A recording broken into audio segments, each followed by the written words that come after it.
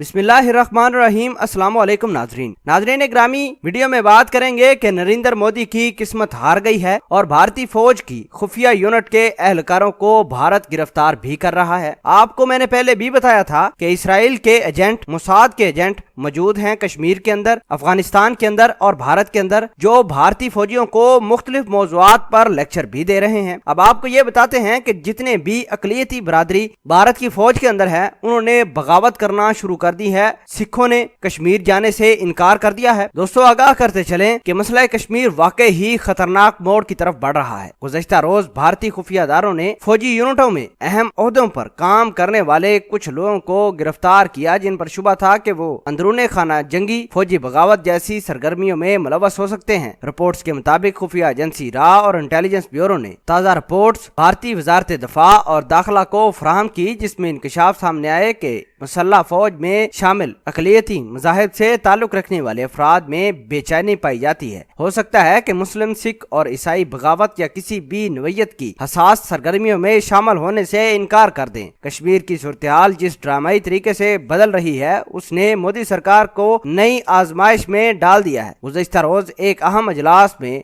वज़ीरत दफा राजनाथ सिंह ने अपने तहफ़्फ़ुज़ात का इजहार करते हुए ये तस्लीम किया कि कश्मीर को दो हिस्सों में तकसीम करने का फार्मूला जल्दबाजी और बगैर होमवर्क किए राइज किया गया। हमें थोड़ा सब्र कर लेना चाहिए था। कश्मीर की कानून साज असम्बली के इंतखाबात में अपने हमायत याफ्ता उम्मीदवारों को जितवाकर उन उम्मीदवारों की जेर निगरानी कश्मीर को दो हिस्सों में तकसीम करवाना था। रिपोर्ट्स के मुताबिक वज़ीर दफा राजनाथ सिंह ने कहा कि दोनों ममालिक में अगर जंग होती तो इस बार भारत बलोचिस्तान और गिलगित बल्तिस्तान से पाकिस्तानी फोर्सेस को नुकसान पहुंचाने के लिए पूरी कुव्वत से हमला करेगा, जबकि पार्ट 2 में पाकिस्तान के जेरे कंट्रोल कश्मीर के बाज फौजी बंकर्स और ठिकानों को निशाना बनाया जा सकता है। कश्मीरियों पर मजालम के खिलाफ भारतीय फौज के अंदर से ही कई सिख भारतीय आर्मी ऑफिसर्स ने उनका हिस्सा न बनने का ऐलान करके अपने इस्तीफे भी देना शुरू कर दिए हैं, जिससे ऐसा लगता है कि भारतीय फौज के अंदर बगावत की फजा पैदा हो चुकी है। नाजरीन ग्रामी, आगाह करते चलें कि मकबूजा कश्मीर के अंदर चौकियों में इसराइली फौजी मोसाद के एजेंट मौजूद हैं, जो भारत को मुख्तलिफ किस्म की एडवाइजेज और साथ साथ उनको लेक्चर भी दे रहे हैं। बहुत सारे